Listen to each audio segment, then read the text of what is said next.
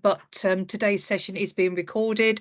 So if you don't want your voice or your face to be captured, then happy to have your cameras off. Welcome everybody. I'm Liz Hanlon and I'm the independent chair of the Hertfordshire Safeguarding Adults Board. We've got a really interesting forum for everybody this afternoon, so I really do hope that you'll enjoy it. So just to give a bit of background to the forum, the Hertfordshire Safeguarding Adult Board has been looking at domestic abuse and different forms and variations of where domestic abuse is taking place. And we commissioned a joint strategic needs assessment last year to look at specifically domestic abuse amongst older people, but also amongst older people and those adults with dementia. And a lot of research came back, and one of the reasons for us holding the forum this afternoon is to raise awareness in relation to domestic abuse and amongst older people. The part of the joint needs assessment looked at the complexity of domestic abuse, and it raised concerns about older people and that domestic abuse is well hidden.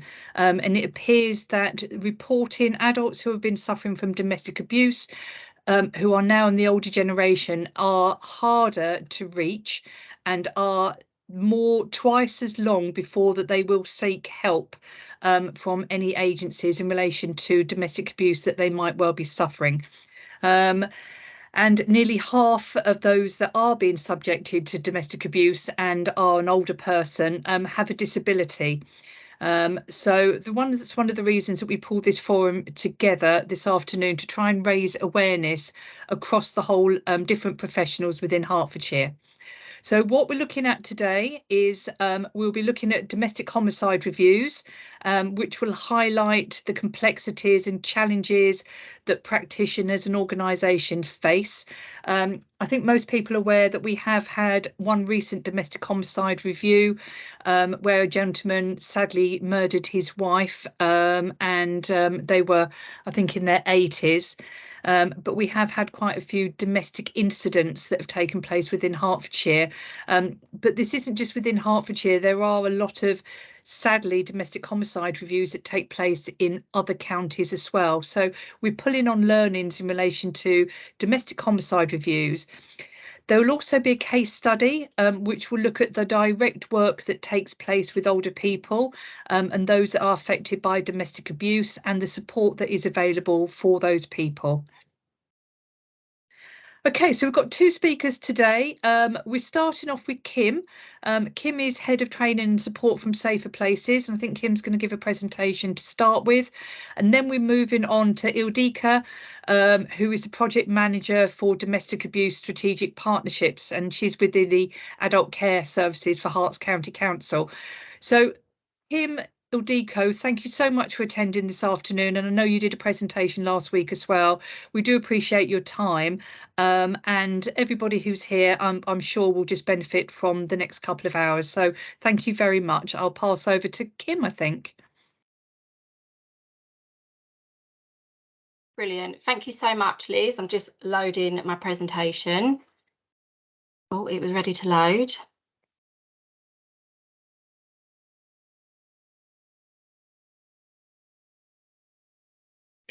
Just loading. So yeah, thank you so much for inviting me and talking about this subject. Very, very passionate about talking about older victims.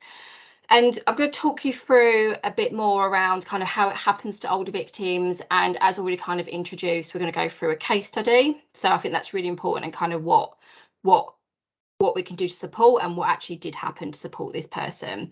So my name's Kim, Head of Training and Development for Safer Places. I've been in the field of domestic abuse for coming up to 11 years now, so I've supported many, many older victims along my practice. So we bring a lot of real life cases throughout this very, very short presentation. Just before we get going, just really, really important to, there we go, about self-care.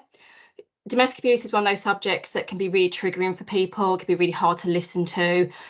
When we go through the case study, it is a real life case study that happened. The story, we've changed a bit slightly, just to give that person a bit of anonymity. They are aware their case study gets used and they're happy for that, but it is what happened and it can be quite hard to listen to. So just please do look after yourself. At any point you need to take yourself away, you need to have a break, please do, and reach out to all the support service that you got, managers, supervision and all that kind of stuff, because it can be quite hard. In terms of what we're going to do today, so who are older people? We're going to look at actually who defines who an older person is. Some statistics, some facts, some kind of did you know about this, did you know about this, that it all about older people and how it can impact how older people recognise and respond to domestic abuse. The case studies, we're going to go through a case study and the practice points around what we can do.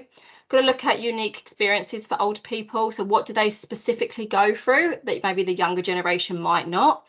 And also some barriers to support as well. I think what's really important is that Liz said around older people being hidden victims, and they are 100%, they're very, very hidden from services. Only less than 10% of the population of older victims that are going through domestic abuse are open to services. But the key thing around hidden is that older people are not hiding from services. They're not consciously doing things to hide from services. Services generally fail to see older victims of domestic abuse. That's the term hidden. It's so important because it can have that sort of connotation around that they are hiding from services and not disclosing and not doing this and not doing that.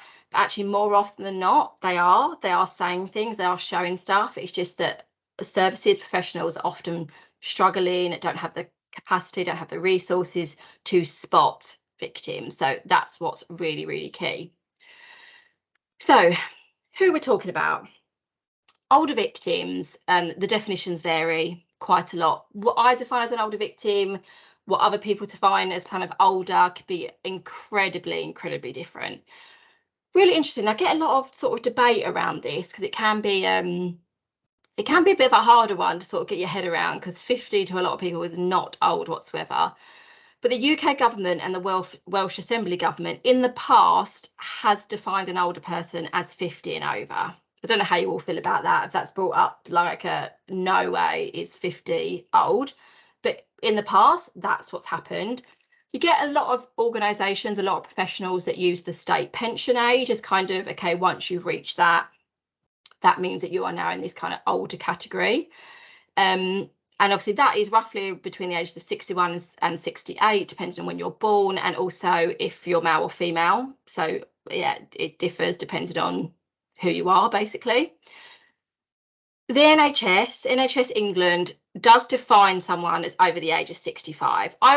Generally speaking, when we're looking at, okay, let's come to a collective, we are looking at sort of 65, 70 plus is what most people would sort of confirm is an older person. But the NHS do recognise that it is, every older person is different. Biological age, people age at different rates. A 75-year-old may be a lot healthier than someone who is age 60. So we're talking about older victims, we're talking about hidden victims of domestic abuse. We're already kind of got a debate here, a concern here that actually defining who an older person is not always that clear. So some statistics, some kind of facts. Did you know this information already? A lot of you might already know this, but it's just really interesting to start these conversations around, okay, who are our older population? The UK does have an ageing population. Roughly, according to the Office of National Statistics, there's about 12 million people over the age of 65. So a lot of statistics, a lot of kind of the Office of National Statistics crime surveys and things like that will kind of use 65 to 70 as their older person category. By 2030, it is estimated that over 21,000 will reach the age of 100 and beyond. So that's huge. The older population is one of the biggest and fastest growing that we've ever had. People are living a lot longer due to research, due to medicine, things that might have influenced someone to maybe pass away earlier. There's been research and medicine and things like that. So the older population are living for a lot longer. Just some stats about Hertfordshire. So it's estimated that roughly 195,000 people in Hertfordshire are 65 and over. And roughly the biggest percentage of older people live in North Hertfordshire. And yeah, it will increase. Our population of older people keep increasing every single year. So like I said, with medicine, with research, people are living a lot longer. So when we say about things like this, it's just really important to look at the time that older people grew up, the generations, the different attitudes, the different kind of beliefs around that time, and how, even though that's not happening now, it can stay with that person. It can really influence them being able to recognise and get help, basically. Some more facts, some more kind of statistics. Again, some of you might know a lot about this, but these ones are these statistics, these facts are the things that really influence someone being able to recognise. So if we're looking at an older person that grew up in a generation when refugees weren't known about, that domestic abuse wasn't called domestic abuse, we're talking about, it was called, a lot of the times it was called just a domestic, and it was seen as a fight between couples. A lot of generations within private households, it was seen as very private. So neighbours wouldn't get involved, friends wouldn't get involved. It's like, no, that's their private issue. No one ever gets involved. And you'll also see that generational attitude still continues. A little while ago, a couple of years ago, the presenter, well-known presenter, Richard Madeley, on daytime television, there was someone who called in about a helpline, and he was presenting, and they said about, I think something's going on for my neighbour, a bit worried. And he basically was like, no, don't get involved, it's got nothing to do with you. And there was a huge backlash. A lot of people responded, a lot of domestic abuse services responded and was like, no, get involved. Neighbours are there for a reason. If the police turn up and it's nothing, then it's nothing. But actually, if you're hearing stuff as a neighbour, then it's important to do something. So those generational attitudes, Richard might have grown up in a time that it was that, or might have been passed that attitude down. He still had that belief around, no, what happens in a family stays within a family. So those key attitudes and beliefs are so important to be aware of, because it can really influence that person. So 1971 was when the first women's refuge opened, and that was in London, in Chiswick. So we're looking at the 70s, there was a huge shift when we're talking about domestic abuse, and that was all because the feminist movement and women's aid started in the 70s as well, so that we started recognising a lot more. The end of the 70s, so 1977, women started being able to get help from the state with temporary accommodation. So also you can see things here around women's aid started, women's refuge started, women getting help. So actually we're starting to recognise women as victims. Will we recognise males as victims? Not for a very long while yet. So men in the older generation that are victims of domestic abuse, women were hidden, but also men were even more so hidden. A really interesting fact, which a lot of people are aware about, but you might not know, it wasn't until 1991 when in England and Wales it became illegal for a man to rape his wife. So before that, marital rape wasn't recognised as illegal, wasn't recognised as a crime, it wasn't recognised as something that shouldn't be happening. And it basically comes from, when you look at history and you look at why this was happening, when you look at marriage vows and kind of promises that are given between a marriage couple, they were things around honour, love and obey. So the general kind of consensus was that you couldn't say no to your husband. So if you couldn't say no, there's no such thing as rape. It's just a standard that you got married, that's part of your role to do that.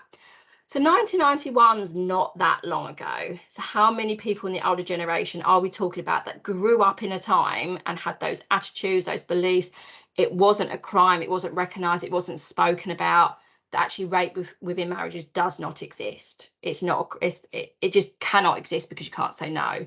So it's a huge statistic, huge fact, sorry, to be aware of when we're looking at older people. This one's a really old fact, but it's important to kind of look at history and how, like I said, older people might not have grown up in this generation, but those attitudes are shifted down throughout generations. So wife beating was actually allowed, was almost perfectly acceptable in the late 1800s in the City of London, but they had to stop between the hours of 10 and 7, 10 p.m. and 7 a.m. And it was basically because police were dealing with a lot of neighbourly reports of loud noises and all that kind of stuff. So they thought, right, let's put a stop to it between a certain time. We're going to get less sort of disruption. We'll be able to focus on other things. So let's prohibit it. Let's prohibit this for a little while. So I said, a huge kind of fact to be aware of and how it influences behaviours and attitude. You can see some people with shocked emojis, but it did happen. It was something that happened. You can look at this and you can look at history around how this happened. But yeah, it was the police put in this sort of this you can't between this time because we can't deal with the police reports and stuff like that. So across the board with domestic abuse, we do see that women are much more likely to be victims, are much more likely to come forward to services. But in the older generation, we have the biggest percentage of older men. So when you compare the older generation to other age brackets, we have the highest percentage of men. So it's more of a, it's not a clean split, but it's a closer in numbers. That's a really interesting thing to be aware of.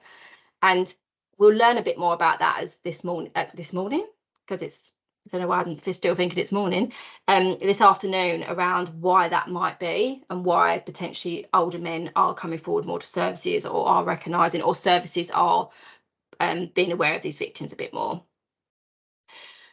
Data from domestic homicide reviews, which Ildiko will go into a bit more around domestic homicide reviews after I finish my presentation. But there is an increasing number of older victims that are being killed by partners, ex-partners, family members. So in 2016, 8% of all domestic homicides, so 8% of all women that were killed by a partner, ex-partner, were 66 and over. Like we said, we are seeing an increase with this as well. So just some things to think about, and yeah, just some facts. Obviously, just a very, very quick thing around, we're talking about domestic abuse and older people. I've spoken about who older people are and kind of generation, attitudes, beliefs, but let's also remember and recognise what domestic abuse is.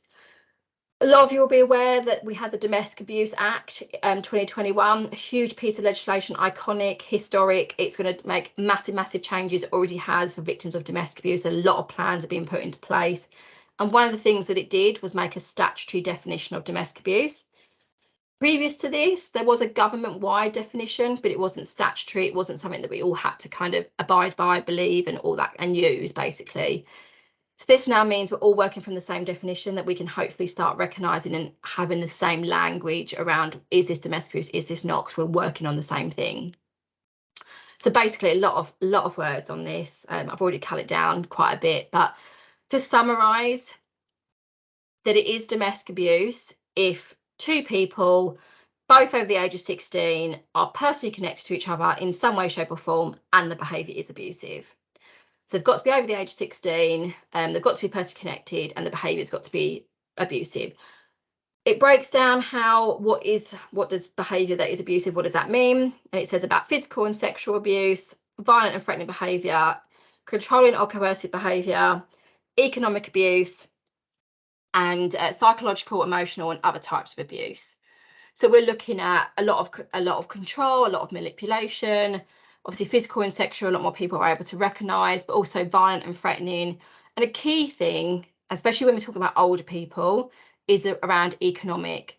They are the biggest percentage of people that experience economic abuse are the older generation, so much more likely to be controlled financially in multiple ways. And then personally connected basically means, in a quick summary, they are married, they have been married, they're civil partners, they were civil partners, they had some sort of intimate relationship, but now they've separated, they share a child or children together, or they're relatives and family members. So that's that terminology around personally connected, is around that, yeah, in some sort of intimate relationship, whether that's a marriage or not, or a civil partner, or that relation. So who are older people and what is domestic abuse? We've covered that. And now we're going to go through a case study for you. Like I said, this is a real life case study. And then we're going to use an interactive app to get you guys involved. Hopefully this works for you all. It does work in the past, but to see what you would do. Before I read through this case study, it is a really, really hard case study to get your head around. It's really hard to listen to me talk about it. So hopefully it's only your ears can hear this, and there's no one that shouldn't be hearing this can hear me talk about this, because it is a really, really hard one. But it's important why we use this case study, because it's real to start off with, but also stuff like it does happen. It does happen a lot. So I'm going to introduce you to Joyce. Joyce is not her real name. We have changed her name to protect her. And like I said, she is aware that I use her case study within training. We'll talk about older people, and some bits have slightly changed. So this was a couple of years ago. So Joyce at the time was 79, and her grandson Glenn, aged 25, had moved in with her. Now, what this case study doesn't tell you about is that Joyce's daughter is Glenn's mum. And Joyce's daughter had quite a lot of drug and alcohol issues, was homeless in the past, and had other children that had been taken into care away from Joyce's daughter. And Joyce held a lot of guilt that it was something she had done to the daughter in some way, shape or form, the way she was brought up or something like that, which meant the daughter had, in Joyce's words, gone down that path and then couldn't be there for Glenn. So when Glenn turned up at her doorstep and was like, I need somewhere to go, I can't live with mum anymore, I can't do this, I can't do that, you can imagine kind of the feelings that Joyce was feeling and why she was like, yeah, in you come. Joyce had been living in the same property for the last 50 years. She lived there with her husband passed away a couple of years before, and as you can imagine, secure tenancy, and she'd been there for a very, very long while. Glenn is obviously not on the tenancy. He doesn't work and doesn't help Joyce with any of the money. And Joyce doesn't feel comfortable and doesn't want to kind of put pressure on Glenn to be like, look, you've got to help out with rent or something, or bills or something like that, because she holds on to so much guilt and, yeah, she holds a lot of blame. And he would often manipulate her around, like, we're family, like, I don't have my mum, like, my mum's not around, so please help me out and stuff like that. Glenn has now he's abused her for a very, very long while, and then as he kind of moved in, it obviously escalated. Joyce had always said that she was really, really frightened of him, and really he used to often come back drunk, and she wasn't sure if he was taking drugs, really unpredictable behaviour, would come and go as he pleased and all that kind of stuff, and was really, really, really unpredictable. Now what started happening is that which is probably one of the hardest bit of the case study to listen to and to sort of get your head around, is that Glenn would sometimes get home really late at night, and he would get into Joyce's bed and he would masturbate. Joyce would pretend to be asleep, but she felt that he knew that she was awake, basically, and that was part of the thrill of him doing that, is that Joyce was aware. So Joyce can't leave the house. Joyce couldn't leave the house without Glenn. She has difficulty walking and needs kind of assistance and stuff like that. So often Glenn would use this to his advantage, sorry, yeah, would control her that way, that, you know, you have to be with me and all that kind of stuff. We do, as professionals who was working in this case, do believe that Glenn was kind of exaggerating Joyce's and, like, her ability to be able to do stuff for herself, would manipulate her, would control her to say, like, you can't do this, I'll do it. Like, you don't worry about making that phone call, I'll do it for you, because, you know, you might get it wrong, because, you know, your memory's not as good anymore, you know, real kind of that manipulation around, which is really common in domestic abuse, around, like, stopping victims from doing stuff that they can do for themselves. So that dependency was absolutely huge. Joyce in the end was like, there's nothing I can do because I need this person. If I don't have this person in my life, then I'm not going to be able to do absolutely anything. And because of this feeling that Joyce couldn't do anything without him, he was basically like, well, you don't need a key, you don't need to worry about that, because, you know, you need to be safe in the house while I'm gone and I'm, you know, going about my business and all that kind of stuff. So actually stopped Joyce from having her own key. And in order to, what he used to say to her was around keeping her safe, and, you know, if she fell and she was, you know, in the kitchen or something like that, she might be there for a long while. So he found that actually if he was to lock her in the bedroom and keep her there, then she would feel safer. And he used to use that kind of language to manipulate her, got to keep you in the bedroom, all that kind of stuff. But the bedroom had no toilet, and he wouldn't leave her food very often. Sometimes he wouldn't leave her any food or a drink for herself. She didn't have a house phone or anything in the bedroom, and she didn't have a mobile for a long while until we managed to get her one. But yeah, so she basically was trapped in this little room without a toilet. So you can imagine, or don't imagine, but around where she was going to toilet, and obviously, and her hunger, her hydration levels. And Joyce was on quite a bit of medication as well that required obviously food in your stomach and to take with water. So there's a huge kind of element on that. It was influencing her taking medication as well. And Glenn, as you can kind of imagine, with all this stuff going on, would often collect the pension and not give it to Joyce, and he would use it to spend on drugs and alcohol.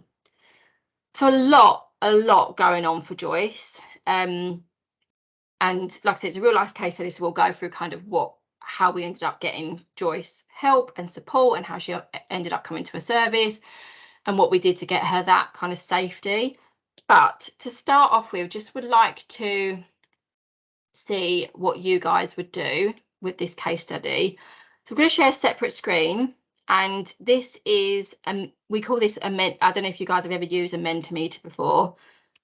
In the chat as well, in case you can't see that, if you all go on menti.com, and there's an 8-digit code which is 61351389. If you could all go on that, if it works for you, and just let me know what you would do if Joyce disclosed all this to you. What would be your response? Where would you go with this? How would it make you feel? Like, what would you do? Hopefully this works for some of you and it starts coming up. Let me know if anyone has huge problems.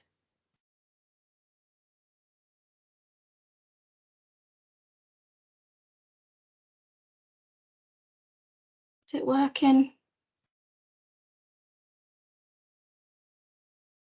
Hopefully it's just taking. Oh. So Lisa, the browser's blocked by your employer. Maybe use the chat as well, some of you, around what you would do if Joyce was to disclose to you. Oh, here we go. We've got some coming.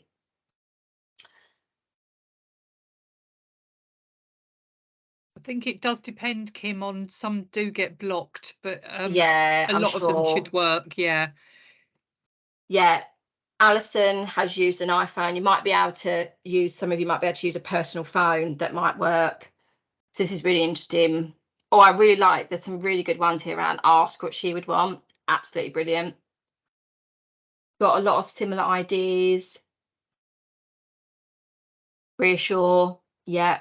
Refer in the chat there. Tell the police. Request, yeah, really, it's a really good point. We've got to see refer for support, tell the police and things like that, but actually let's get her consent. All right, we've got safeguarding concerns, absolutely, which doesn't require consent, but if we can get consent and actually talk her through what the referrals look like, it will go a lot more better. If Joyce is I always fully believe that if we really explain why we're referring and why we've got concerns, there's no reason why someone shouldn't consent, because it's all about their sake. Obviously there's going to be worries and concerns, but we can work on those. So that's so important. So someone has put, I would remove Joyce.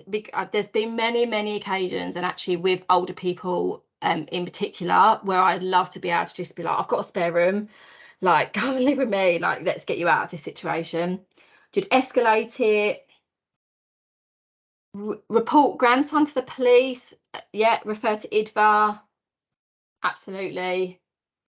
Yeah, refer to adult safeguarding. So we've got some really similar sort of themes with this one. So we're taking out here that we would listen, reassure, absolutely. This is a huge thing. When Joyce did disclose all of this, you could see that this was such a huge thing for her to do.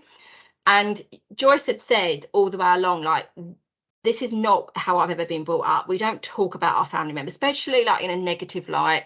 Like I said, she held a lot of guilt, a lot of blame, that it was partially her fault why her daughter was not there for Glenn. So Glenn was kind of reliant on Joyce. But so that there was a huge piece of work we needed to do. So we also got in the chat, see how Joyce is feeling. Yeah, what does Joyce want? What does Joyce want to do? And I think what's really important is that, which is absolutely brilliant, none of you have said around like discuss refuge or anything like that, because those options are not always going to necessarily work for older people. There might be other options, but yeah, does she want to leave her home? she's been in that home for many, many years. She was there with her husband, and we wouldn't ever make the assumption around she'd want to leave, but leaving is not always, and leaving and moving is not always the best approach for an older person. It's not always the best kind of thing. Refuges are not always suitable, accommodating for maybe an older person who might be disabled or anything like that. So it's not always, there's not always that many options for someone. Yeah, absolutely. So such a good point around mental health needs for Glenn. So out of all the different age populations that experience domestic abuse, the older population is the ones that are much more likely to experience abuse from a family member. And actually the highest percentage is from a male son, and then a male grandson, and then it goes to a daughter, and then a female granddaughter. I said that right. So that is much more likely, and it's really similar stories in terms of they move themselves in. I would talk about all of that, Eva. I'll talk about how someone she came to services and things. But yeah, it's really common for family members that they'll move in, they'll restrict, they'll control, they'll do the medication, they'll really play on the needs of the older person and be like, you need me, you can't do this. And they'll play on the fact that a lot of older people might not have a mobile phone, so they'll be using the house phone, and that's easier, shall I say, not easy, but to cut off. And so that, you've only got to pull it out of the wall and it no longer will ring. Where a mobile, obviously, it's a lot more hard, especially the newer mobiles. You can't always, you can't take out a SIM as well as sort of other phones and stuff. So there's a lot that perpetrators can already kind of work on. There's a lot of older people might already be quite isolated. They're not likely to be going out and about. They're not necessarily going to have maybe a lot of friendship groups. So they're kind of already using what they already know. So, but yeah, really, really good points around everything to do with him, which is sometimes the only way to support an older person. And that's exactly what we needed to do with Joyce, was to actually, because when we did speak to Joyce and we were saying, okay, exactly what you guys have all said, what does she want? What are her options? A lot of people in the domestic abuse field, domestic abuse professionals, practitioners, often say this thing around, if I was to give you a magic wand, what would be your ideal solution out of this? It could be absolutely anything. When Joyce was asked that, she literally said to get him help. And that's what we need to do. We get him help. He does end up leaving her alone. He had huge mental health issues. He had drug and alcohol issues. He was very lost. He was homeless. He didn't really know where to go himself.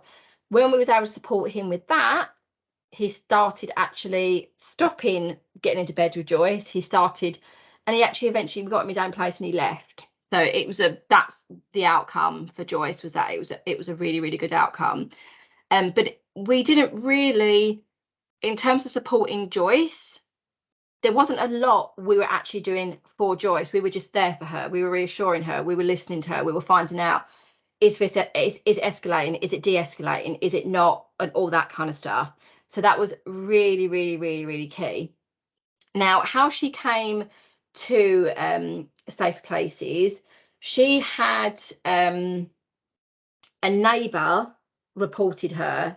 To was a bit concerned about, hadn't seen her for a long while and stuff like that. And the neighbour just didn't call 999 or anything like that, but just reported 101 to the police around, a bit concerned about my neighbour and stuff like that. Oh, typical, my nurse, the nursery for my son is calling, but it's fine, I'll call him back in a second. Yeah, and the police turned up and checked in with Joyce, and Glenn was there, and Glenn said nothing going on, it's absolutely fine. They checked over Joyce and said yeah, she looks okay and things. But they did kind of have some concerns, so they managed to give her a hidden. They managed to give her, I can't remember if it was a lip balm or something like that, or a nail file with our number hidden in it. And when he'd gone to sleep one night, she used the house phone. She called us and she spoke about kind of her concerns and stuff. So yeah, she did manage to get hold of us, and it was because the police had turned up and just sort of said a bit around, but they did have concerns, but didn't really know kind of what to do. So just sort of left her with a couple of resources, and that's what happened. Then she got hold of us. It was really hard to talk to Joyce. We couldn't really ring Joyce. We'd have to wait for Joyce to ring us, and most times it would be when Glenn had passed out or something like that. She would ring us. We had really like the code words and things in case he was to wake up and things, and say who's he calling. Huge amount of risk assessment, safeguarding that we had to do, and we referred to MARAC, our multi-agency risk assessment conferences, and it was all decided that actually Glenn is the one, and once we support Glenn, then we'll be able to yeah, and it did, this case study, it did work, that they did get that support, and yeah, and Joyce lived, yeah, and Glenn left the household, and Joyce is still living her her life without her grandson abusing her. So always like to just share the happy, and obviously for many older victims it's not particularly as easy. Glenn did take up the support and stuff, so that was what is really key. So just to carry on, I'm sure my son will need picking up from nursery as soon as I finish, as the bugs that are out there nowadays. So just to carry on the presentation for the last couple of bits. So yeah, just done that. I'm so sorry, guys. I'm just going to quickly get this. I will be 2 seconds.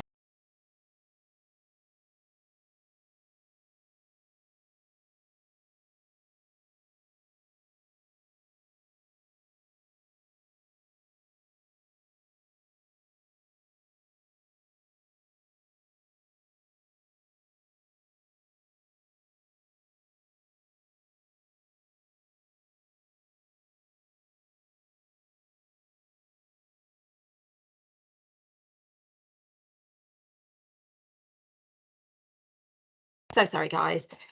So yeah, just we've already kind of discussed some of these unique experiences. I know we've got some people with questions, but I think we'll come to them. If you just hold on to your question, hold on to your point, we'll come to them at the end.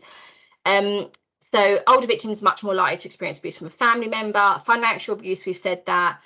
They also use that kind of fragile nature and caregiving stress. It's really hidden around kind of caregiving stress. And a lot of things around like dementia and things that older people might experience, how that relates to domestic abuse as well. Is it about power and control? Is it not? Is it coercion, manipulation? Is it not? That it can be really confusing to distinguish between those two, and that's one of the reasons why a lot of people say around older people are very hidden. Abusers, perpetrators, as we saw with Glenn, much more likely to have multiple disadvantages. So he had huge mental health needs, drug and alcohol needs. He was referred to drug and alcohol service, but didn't take up on the support. But after we put a huge plan into place, drug and alcohol services were offering a lot more support for Glenn. He ended up engaging in things. And what's really interesting is around, I know that Liz sort of started this at the beginning around that the older generation are likely to experience abuse for a lot longer, because there is different ways that older people experience abuse. So we've sort of got into quite a lot of detail around how they experience it from family members. But there's also, when we're looking at partners and stuff like that, so intimate relationships, there's kind of a couple of types around how that happens. So we have abuse in later life. So this is abuse when maybe their relationship they're in for many years has broken down and they've started dating again, and that's abusive. So the abuse has started in the later life in a new relationship.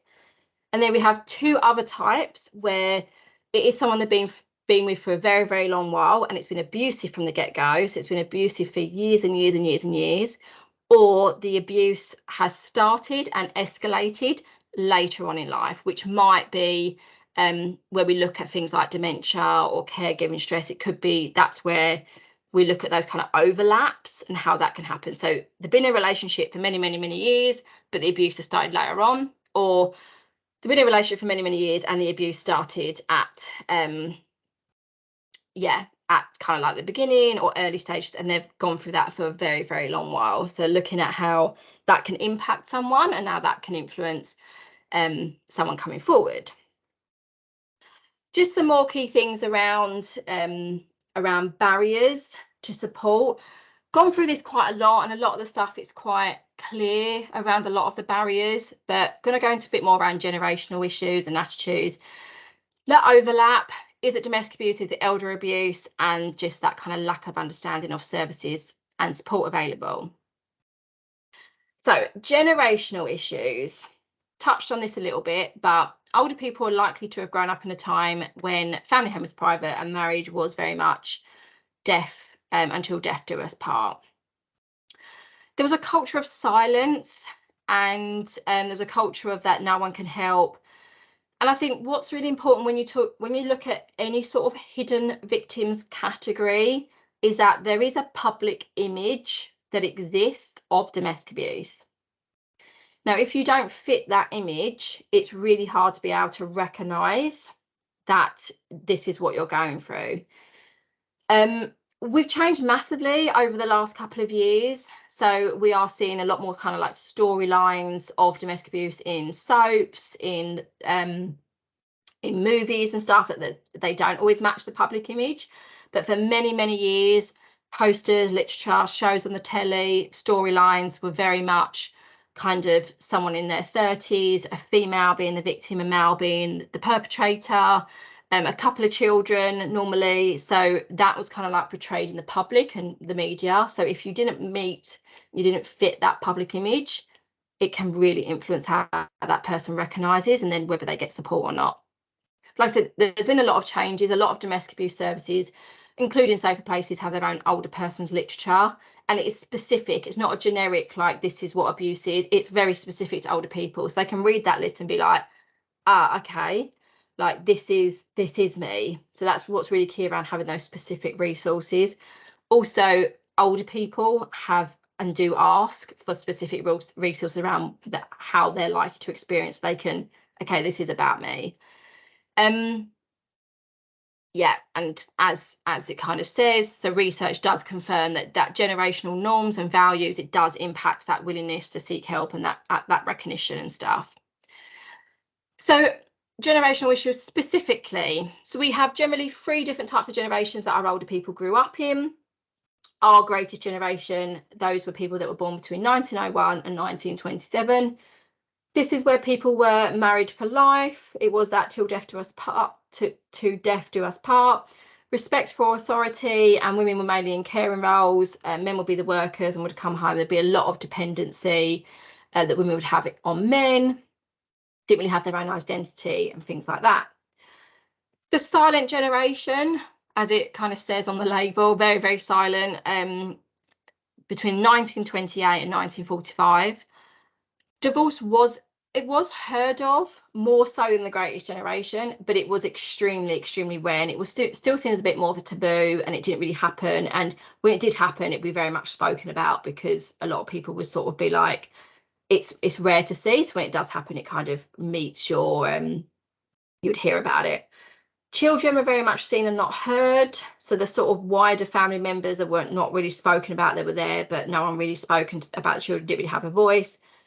The status of the family was important and was highly protected as well, which you can kind of relate to why people might not disclose around issues within the family. Husband would be at work and wife would stay at home with the children. So very similar roles from the greatest generation. The baby boomers is when we started seeing a massive, massive shift in attitudes. So because we are looking at a generation where contraception was introduced. So we all started talking about how people have a right to reproduction and things. There's now actually support and help out there that they can actually don't need to reproduce and everything like that. Abortion was legalised and divorce was much more common. So you look at this whole generational issues around relationships and marriage and how that can really impact someone. So even though these attitudes have massively shifted, people hold on to those attitudes, and people, how they were brought up is how they can, a lot of times, how they influence how they bring up their children and all that kind of stuff. So generational issues is a massive thing to be aware of. So elder abuse and domestic abuse, huge overlap and causes a lot of difficulties in terms of recognition. They're both seen as a global public health problem and a human rights issue as well. And as researchers have said, it is very, very much blurred. Now, one way of kind of looking at the differences, because they are different, is that domestic abuse focuses much more on the relationship between the survivor and the victim. So there'll be a lot more around, like, so Glenn would very much use the fact that you're my, like, I'm your grandson, like, you have to support me. It was about that you're my grandparent, you have to help me, you have to do this, you have to do that. And also the fact around, like, I'm here to help you, you don't have to worry about that, I'll collect your pension, I'll do that for you, let's put you in your bedroom so like we can keep you safe. Where elder abuse is a lot more around that person's age, their capacity, their mental and physical ability. It's focusing more on their age than their relationship.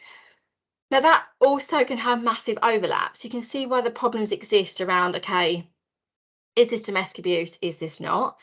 And also around kind of what I've touched on a little bit, which we don't know much about at the moment. There is some more research coming out, but that link around domestic abuse and dementia, because in some cases, people that have never abused before get diagnosed with dementia and show abusive, controlling, manipulative behaviour. But it's important to look at, is that part of power and control? Is that because of the relationship? Is that because they want, that power and control over that person? Or is it because of something else? Is it because of medication? Is it because of frustration? Is it because of this? Is it because of that?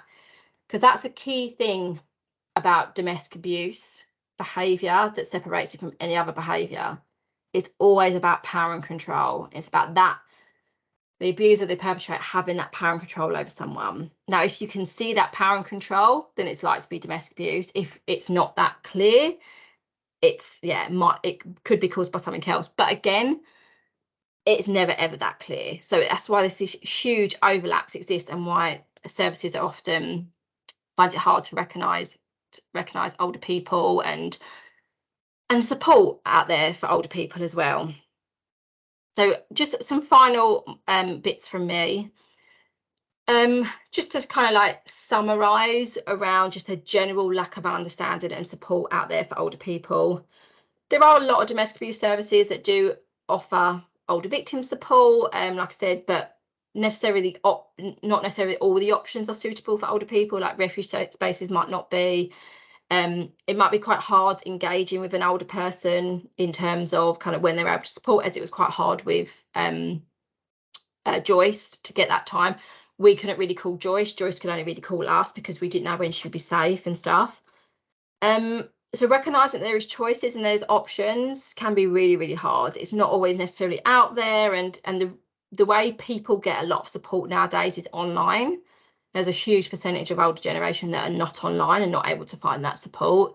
So that's really important around keeping kind of physical literature as well. And why, I know someone said that on the activity, around why GPs are such a fantastic resource when it comes to the older people, and making sure that GP practices have the appropriate resources out there and like the leaflets that support older people, because they can be an invaluable resource for older people.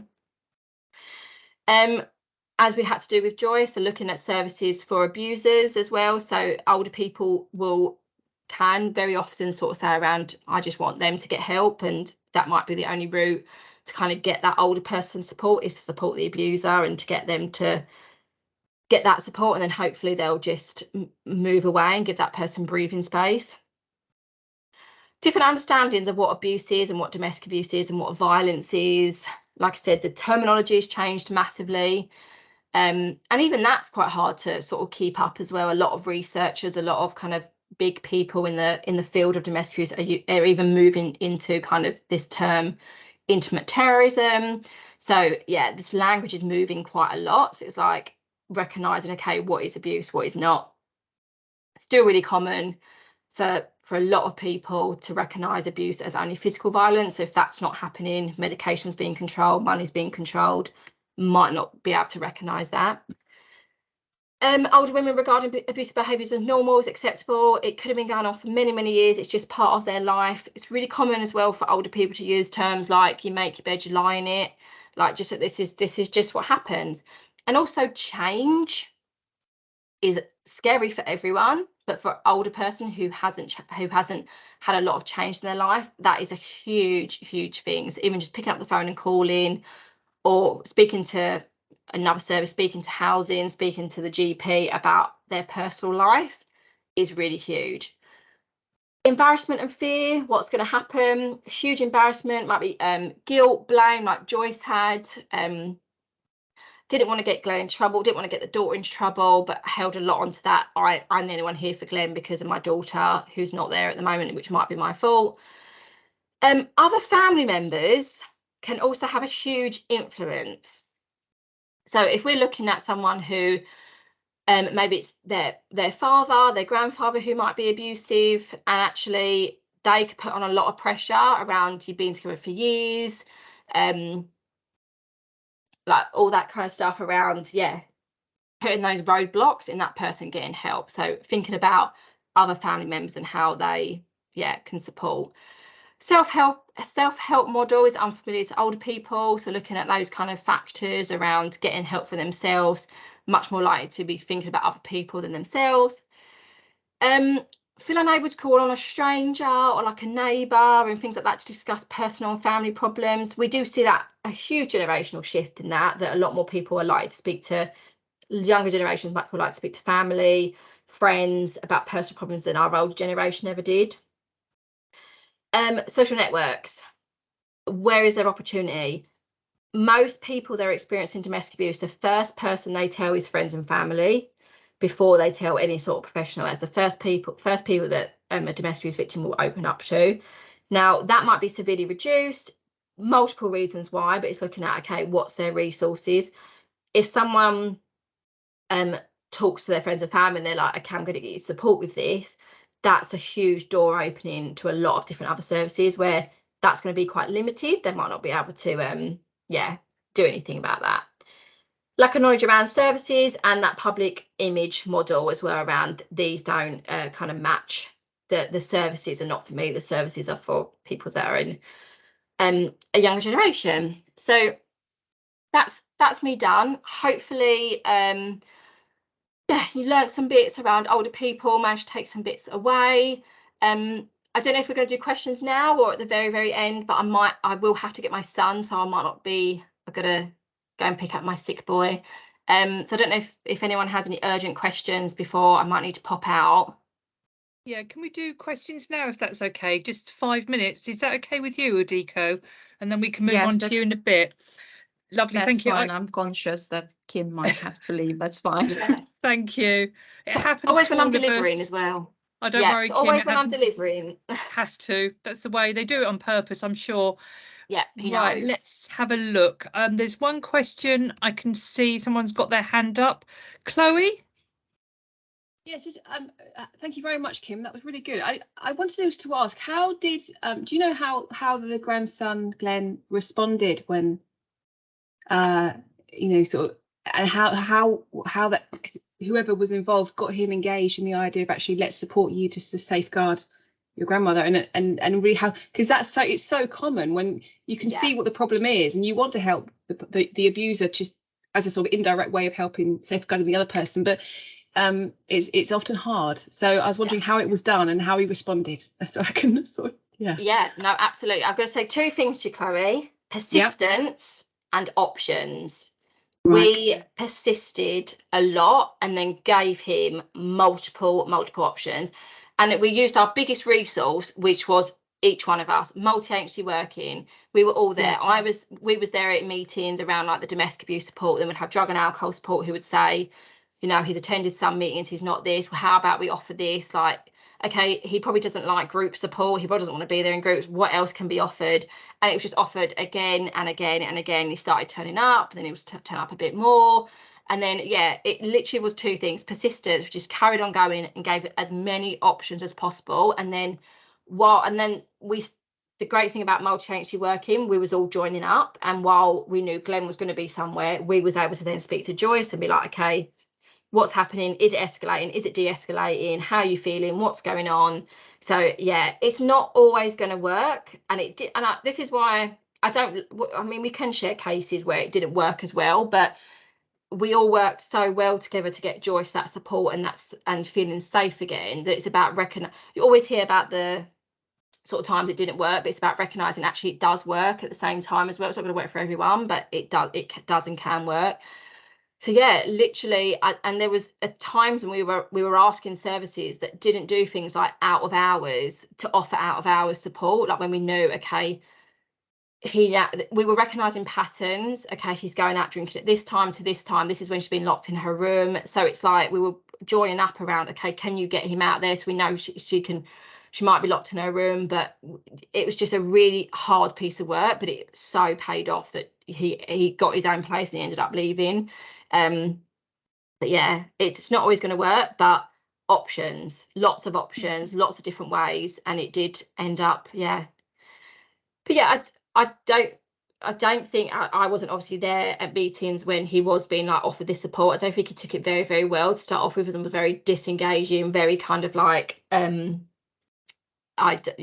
need support, I'm absolutely fine. But then we just kept being persistent. We couldn't obviously force him to do anything, but after giving lots of options of support, he ended up started engaging, started turning up a bit more, started doing this, started doing that, started coming for a coffee, like real just brought it down a lot. Like, it's not about, we're not going to dress your drug and alcohol behaviour to start off with, just coming for a coffee, come and see what our centre looks like and stuff. And it did work. But yeah, hope that helps. But yeah, it's not always going to. That does. Well, I mean, the power of partnership working, when everyone's Absolutely. coordinated approach is really good, and just we all want it, and it's just whenever it is possible and it happens, it's wonderful. Thank you very much. That was all from me. Cheers, Kim. Thank you. So just there's a couple of questions in the chat. So going back to one quite a while ago, Joyce's family, she didn't have any family. She just had Glenn. She had one daughter, and that was the issue. Her husband had passed away, so there wasn't a lot of family support in terms of she had no one to go to. That's why she wouldn't obviously speak to them. Was there, from Ben, was there ever a concern about directly including him? Yeah, a lot of times there's always concerns about, but that's part of your risk assessment around, okay, could we be escalating the behaviour if we do this? Could services start getting involved? Could Joyce be the one? That's why you've got to think about every scenario. You've got to think about, okay, how can the abuser respond to this? And that's what's really key. I deliver a lot of training around to professionals around thinking about whatever you do, whatever you say, however you react, you're not going to see the implication of that, but the victim will. So it's so important to, at the forefront of every conversation when we talk about domestic abuse, is to think about the victim and to think about how this is going to impact them. So throughout risk assessment, safety planning that we were doing with Joyce and doing with professionals, it was always around, okay, how can this escalate? You make a referral, you ask for a police well check to go to a house and make sure that person's okay. It could escalate, but it's like, okay, but we need to make sure that person is safe. So instead of the police going in and being like, there's been concerns about you, is everything okay? They don't do that. They knock and go, you know what, there's been some burglaries recently, just checking in with everyone okay? There's risk assessment, there's safeguarding, there's things that we can do to still check in on someone without then trying to reduce the chances of it escalating. Of course, it could always, but as long as we know that Joyce is able to then support. We did manage to get her a mobile phone in the end, and we've done this whole safety plan around like hiding it in her bedroom where Glenn wasn't able to find it. So even when she was locked in, we know she had a phone. So yeah, there's lots of little things that we did. So there's always a risk. Do you think his behaviour is partly due to? Yeah, potentially. I mean, that's a whole another subject in it that we could talk about around abusers and why abusers act the way they do. Million pound question. There's not one reason. The reasons why someone's abusive is similar reasons to why someone's not abusive, around sort of upbringing, mental health, drugs and alcohol. So potentially, but we don't know. We didn't know too much about his previous relationships as well, whether he'd been in intimate relationships and he was abusive then, but maybe that kept failing, so we then took it on to his grandmother.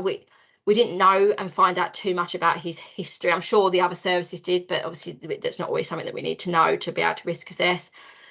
So yeah, that's another conversation. If you want to learn more about perps, we can always talk a bit more about that. But yeah, that's something completely separate. And someone's saying that someone's locked out. Can someone let Daniel in? But yeah, that's there's no other questions. Thanks, Kim. Lovely. No other questions. No one's got their hands up, or there's no other questions in the chat. Thank you so much, Kim. No worries. I know you need to shoot, but Yeah. appreciate your time this morning. That's out this morning. You've got me doing it now. I know. This afternoon. I might just if you I'll just put the group email address for my team in case anyone has any follow-up questions. Yeah, that'd be great. Thank later on you. that we can answer. And we'll send the presentation out. I think once people register back onto the site, then we'll send both presentations out so people can access them. And I think your details are on there anyway, so we'll be able to get in contact if need to. Thanks very much, Kim. Do appreciate your time. Thank you. And Okay. yeah, I'll pop off now. Thank you. Ildiko, over to you then, if that's okay. Yes, that's fine. I will just wait for Eva to share my presentation. Lovely, thank you. Thank you. Good afternoon, everyone. My name is Ildiko Cherry, and I'm a project manager at Hertfordshire County Council. So one of my main work streams is to implement learning from domestic homicide reviews. And for this presentation, I just tried to pull out some key themes from the domestic homicide reviews that we see coming up in cases of elderly victims. These are themes not just coming up year after year, but we also see them coming up across multiple cases. I will also touch on general learning from domestic homicide reviews. So these will be not just from cases specifically from Hertfordshire. Also, I'm happy to take any of your questions at the end of the presentation. And as I said, Eva has kindly offered to share my slides because I do not have two screens. So if you hear me saying next slide, please, it's because I'm not sharing my own slides. Thank you. So Kim has already mentioned how important self-care is, so I just wanted to mention that we are going to be discussing a sensitive topic involving people that have died due to domestic abuse.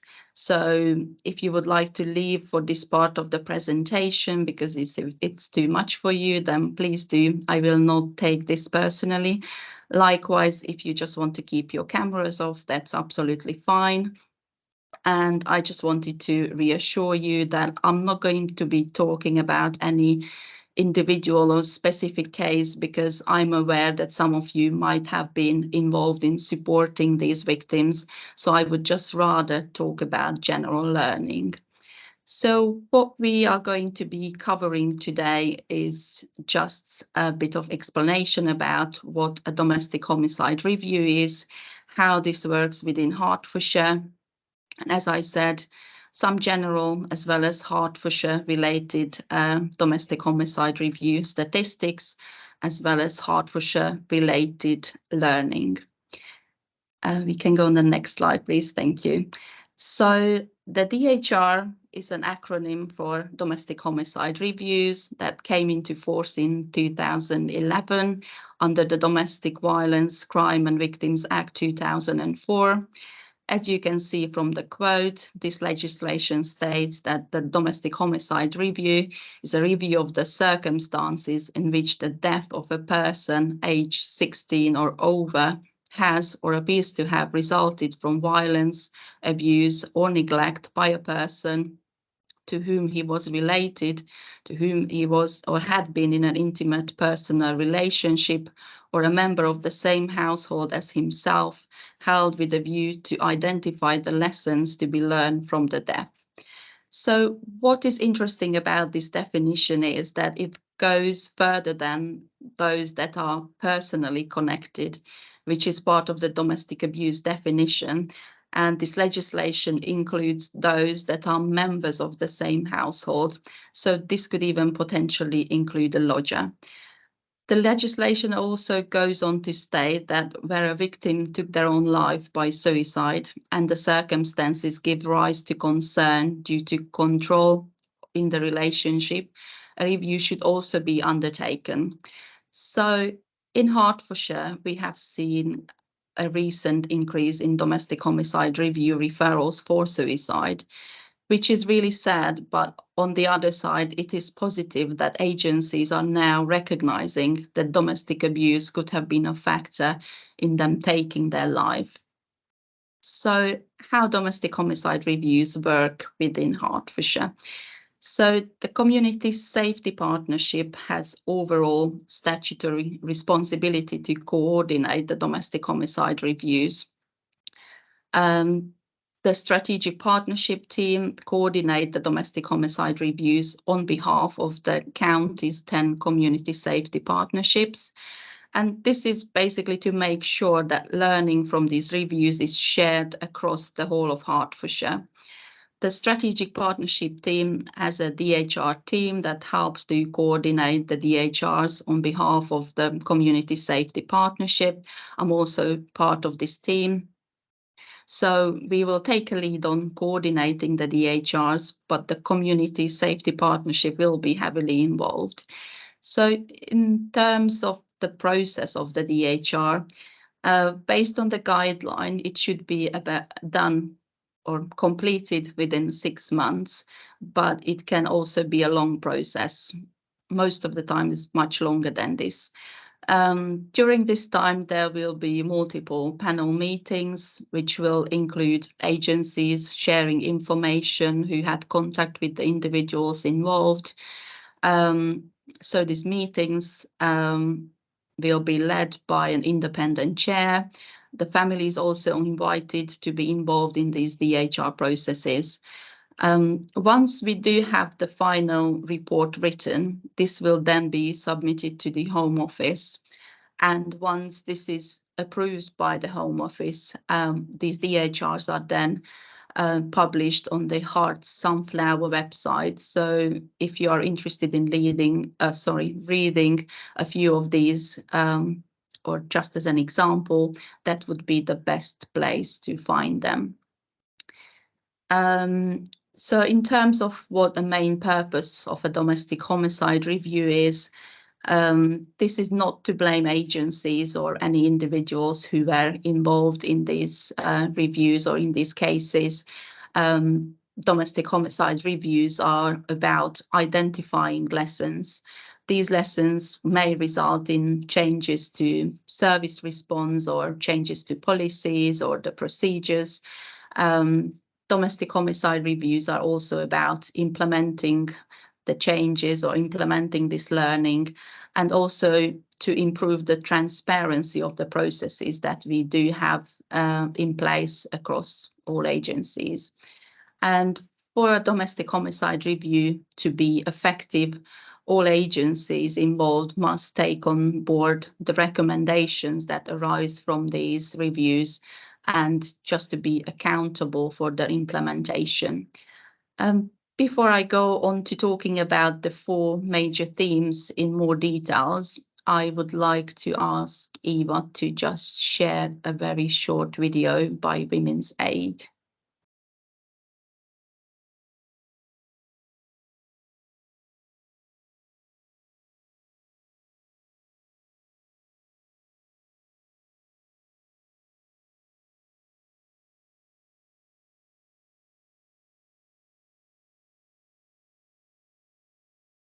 Sorry, I'm not sure the sound is coming through. Yeah, I've just realised that. Bear with me a second and I'll redo Thank it. you.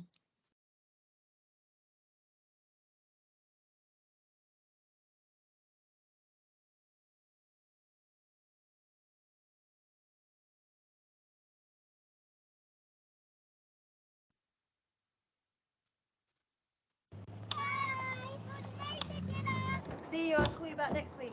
See you, Mum. Bye. Thank you, Granny. That was so yummy. What's that, Mum? Did you see that? Yeah. It was extraordinary. You all right, Mum? I'm fine. What did Mummy tell you about that? So can you put it down now, please? Hello. Hi.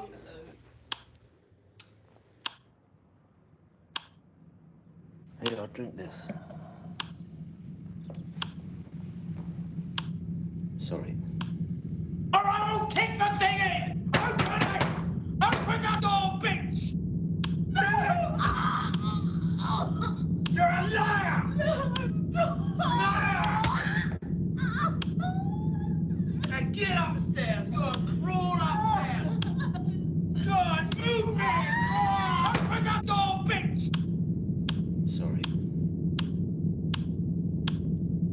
Hello. Did Mummy tell you about that? You all right, Mum? I'm fine. Good. I watched that one. It was extraordinary. That was so yummy. Thank you. See you, I'll call you back next week.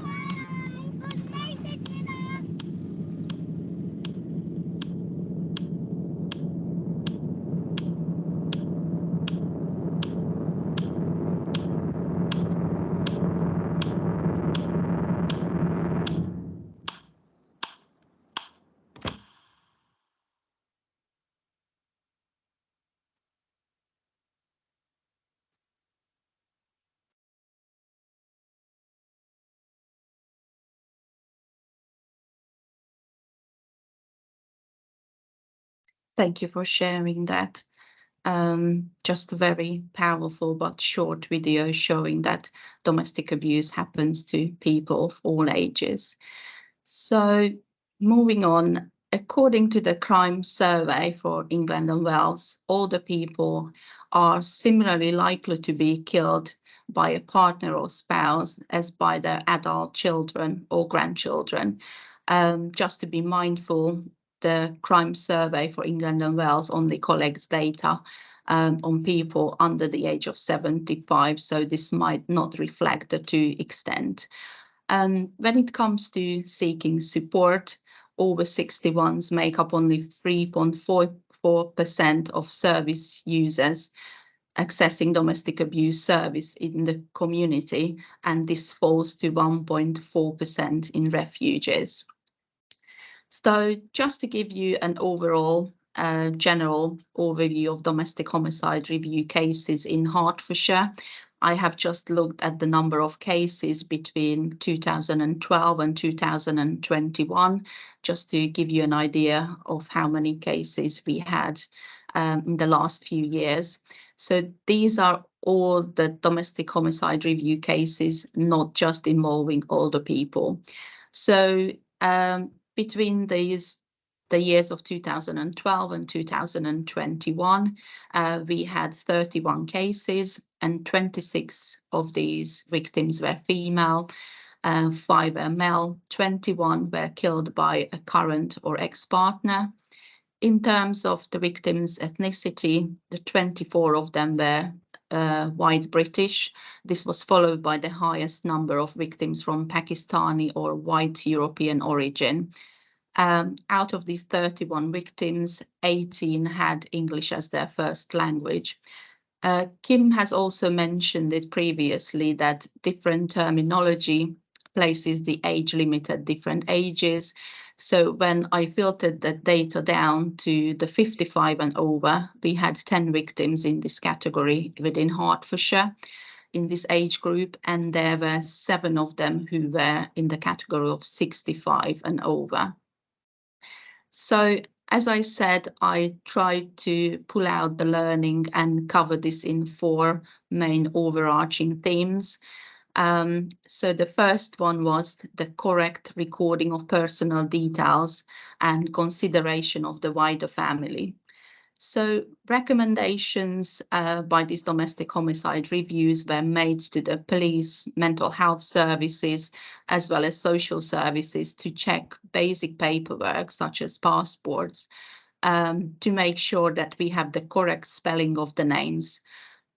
This is important because recording people's details correctly enables better information gathering, adequate checking of cases, especially when information needs to be collected and shared with other agencies, such as the multi-agency risk assessment conferences. We are aware that sometimes these IT systems that we use, or frontline professionals use, are just so sensitive that even slight changes in spelling do not bring up the cases on the system, which then results in vital information being missed. What we need to be mindful of when dealing with elderly people is that often their abuser is also their carer. Therefore, they insist that they come to meetings or they are there when the victim is being spoken to, especially if the victim has dementia. However, we need to ensure that people are spoken to in confidence and also that we know how to ask the right questions, not to frighten elderly people, because sometimes just the word domestic violence can be very upsetting to them. Also remember that friends and family should never be used for translation, as this may influence the information that the person is sharing with you.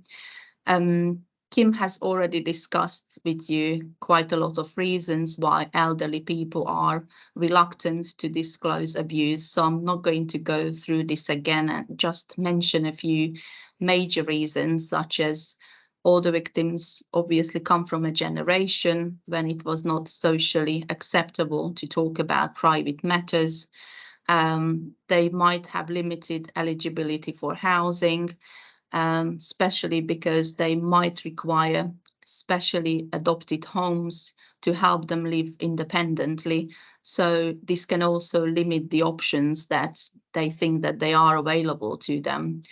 Other reasons might be that they may face financial hardship, as leaving the perpetrator can require costly care options as well. As you also seen from the case study, in loads of the cases, the abuser might be the victim's child or grandchild.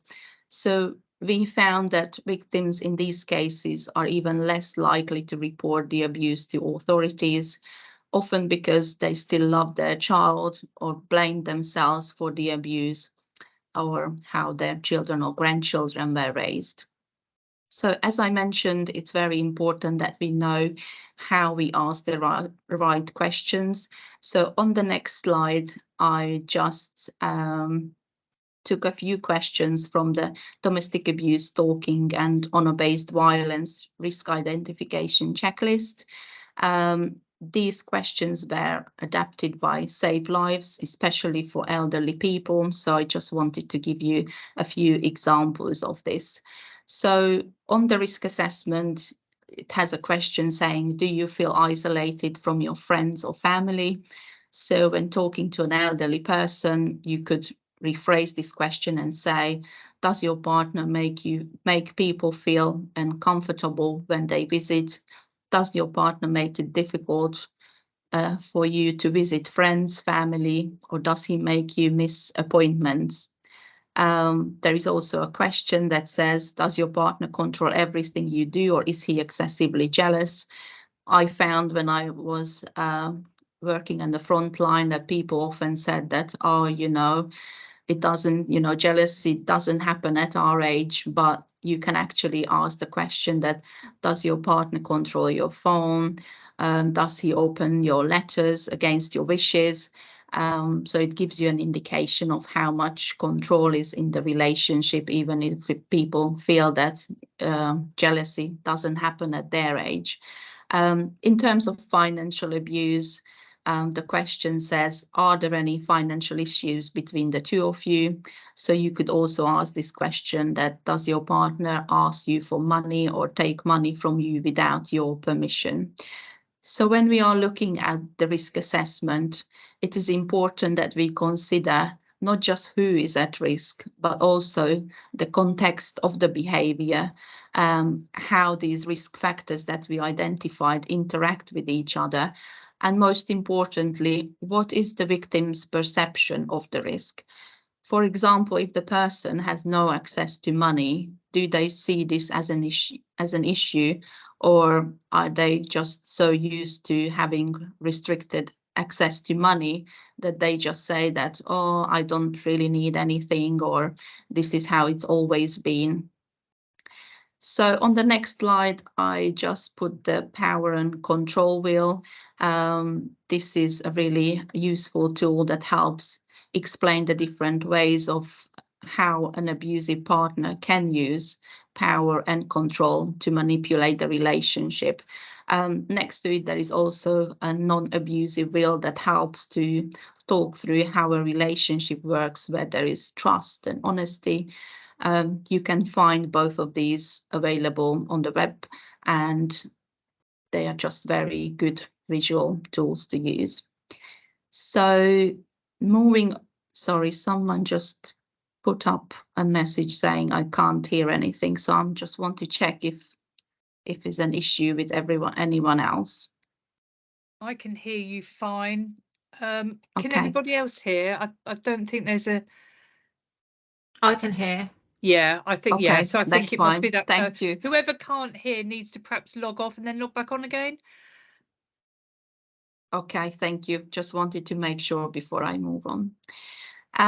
So the second major theme that I have identified from these reviews was recognizing the signs of domestic abuse.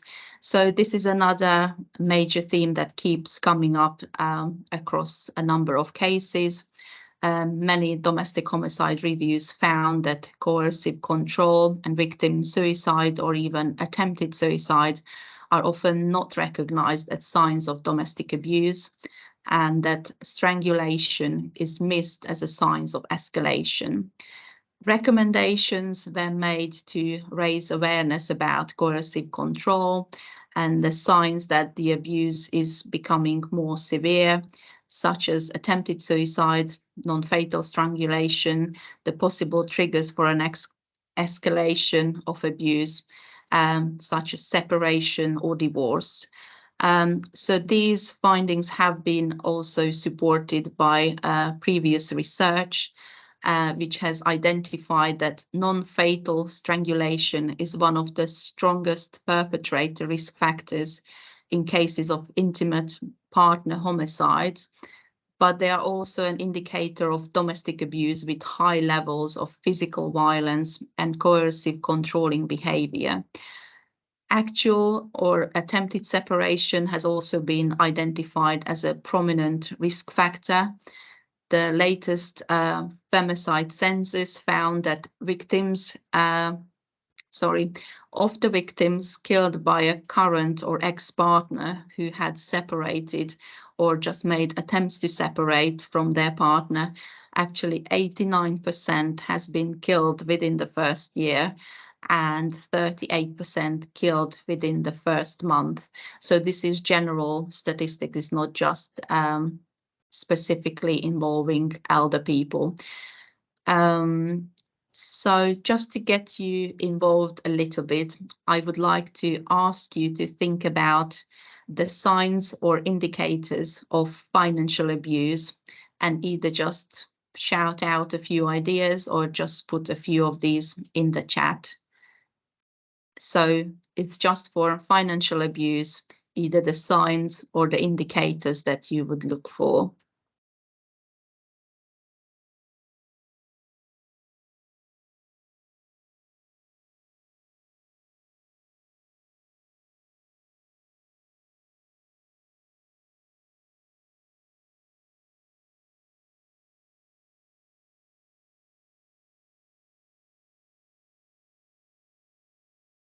Yes, Vicky is saying not paying bills. Thank you.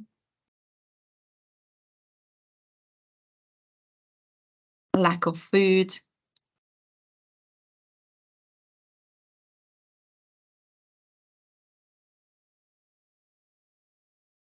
Not able to afford things when on paper they should be able to. Yes, thank you.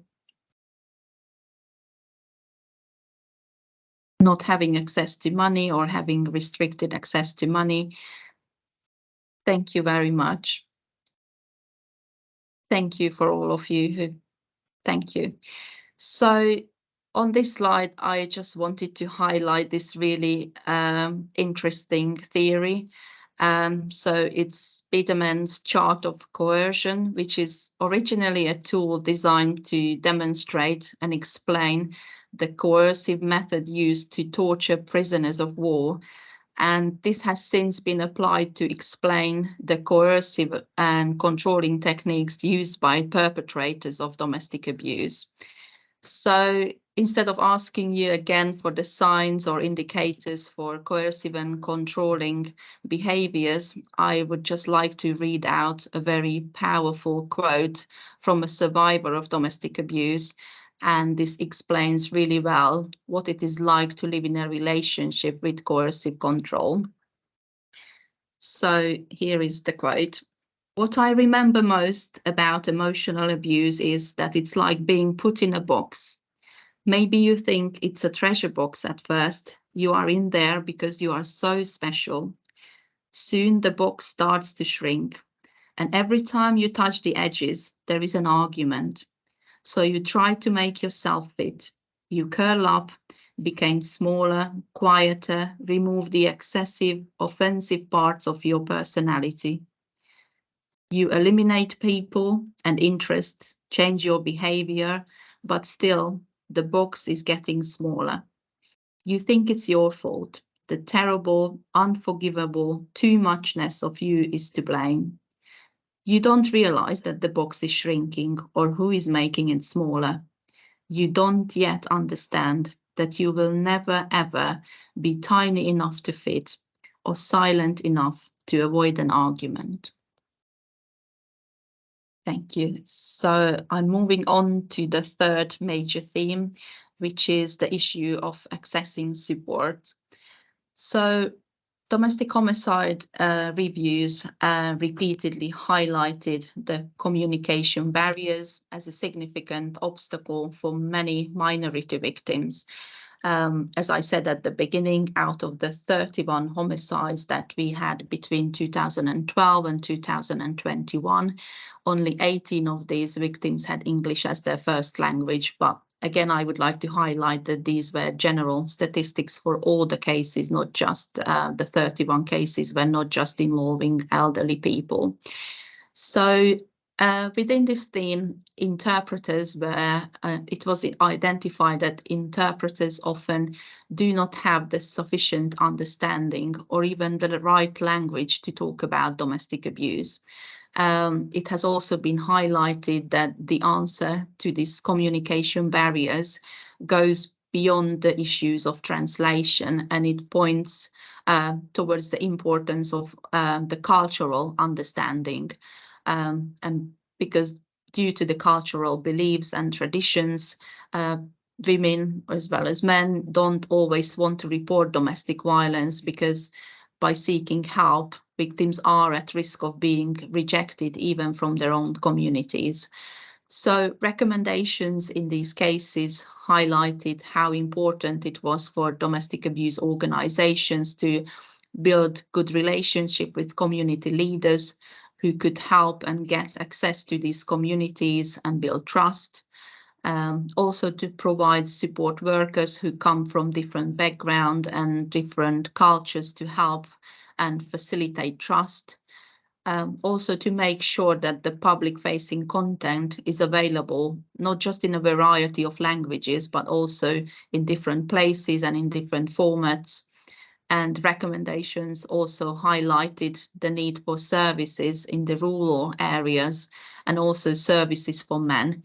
Recommendations also spoke about services being equally accessible to all, regardless of where people live within Hertfordshire. So the fourth major theme was highlighting how important it is to consider the impact of trauma. So it is essential to understand that victims and survivors' experiences of abuse are traumatic. Many reviews recommended that agencies should adopt a trauma-informed approach and that training should be developed and delivered to all professionals. Agencies have also been encouraged to develop a better understanding of the links between domestic abuse, mental health, substance misuse. It is also important to highlight that older people are more vulnerable to poor mental health as a result of long-term abuse. It is also important to note that domestic abuse may occur in institutions as well, such as care homes, supported accommodations. It does not just occur at home. So on the following slide, I just wanted to give you a few examples of recommendations so that you get an idea of what kind of recommendations are made by domestic homicide review chairs. as I said before, each case has a different domestic homicide chair. So again, it's important to highlight here that, you know, these chairs might have a different idea of what we mean by trauma-informed practice. So it's mainly about working with someone and offering choice and support where you can, so that the victims and the survivors feel involved in the process and they are being clear on what is being asked and why. Non-engagement with services is often seen as a refusal of the service and not a common symptom of mental health or trauma or complex needs. These recommendations and reviews highlighted that when people don't engage or don't attend appointments, it might be because they are just so overwhelmed and so frightened. What we can do about this is just improve the victims and survivors' understanding of their situation, explain their options, and also just to talk through their choices and the possible consequences of the choices or their decisions. So we should always start from the position that the victim is making logical choices in their own best interest. It also has been highlighted that when people seen as they are refusing a service, we should also ask not what is wrong with them, but rather what is wrong with what they are being offered. Especially when it comes to safety planning, it's very important to get the person involved and just to remember that most victims and survivors have been managing the risk in their own life for years or maybe even decades. So they are, in a way, experts in their own safety planning.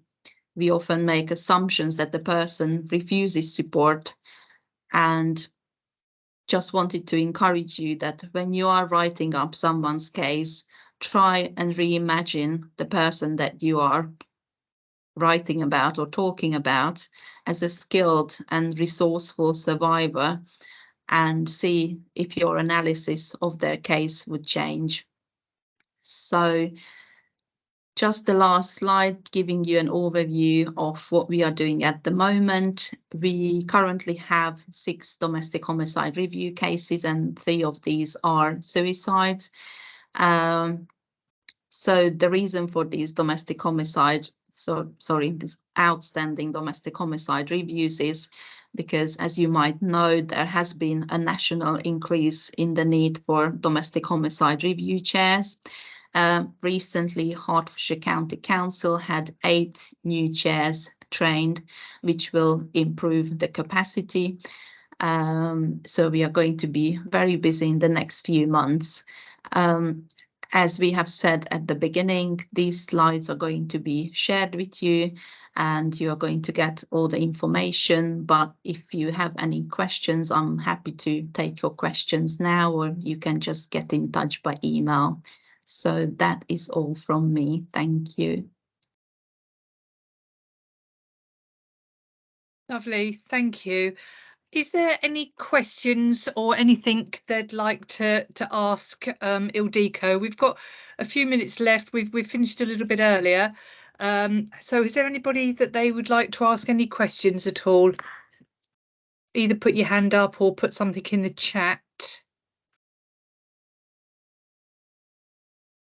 No? Any questions? No? Okay. As I said, at the end of, if you go back onto when you register for joining the forum, you will be able to, or once you go back on there, we will upload the both the PowerPoints. It might take a few days, so don't go back in there today. But once they're on there, you'll be able to go and have a look. And then I think there'll be the contact details. So if there is any further questions that come to mind later on, then please get in contact directly. Okay, thank you, Ildiko. That was really interesting. Thank you. And it just shows how important, and I know I said at the beginning that we have had quite a few domestic homicide reviews in relation to older people.